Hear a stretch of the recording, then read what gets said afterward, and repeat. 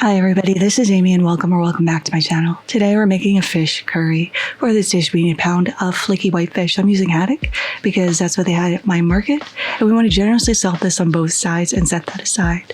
Next we are going to go ahead and work on our aromatics. So we need to smash and mince up 3 cloves of garlic, 2 chili peppers. I'm using Thai chili, but use whatever ones you have. We also need to mince up 1.5 inches of ginger. Next, we're going to dice up 1 medium white onion just into a small dice.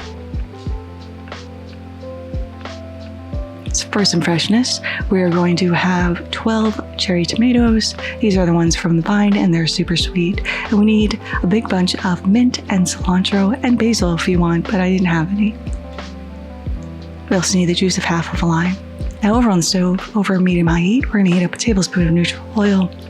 And this is optional, but I'm adding in 4 kaffir lime leaves. These are dried. You can get them at Amazon. Just it's going to infuse oil.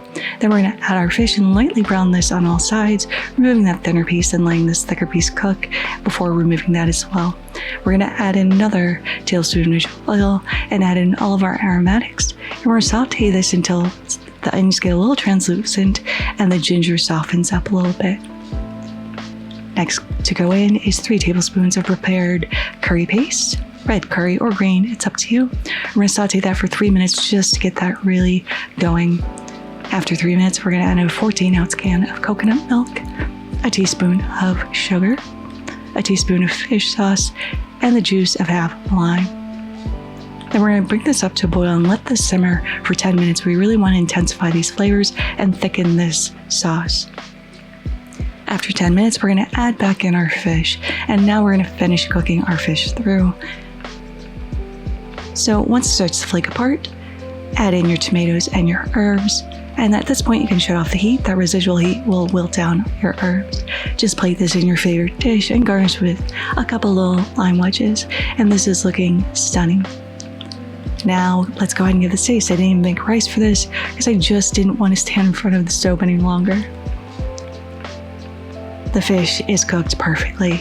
It's still light, flaky. You get that beautiful fresh flavor. You get the curry running through, the creaminess of the coconut milk, the freshness from the herbs, and those little pops of tomato. And this is absolutely delicious. But there it is, fish curry. I hope you all try to make this in your home. Thank you so much for once again spending some time with me. I really appreciate every single one of you. If you like this video, give it a like. If you loved it, please consider subscribing and hitting that notification bell because I put out new videos every Thursday.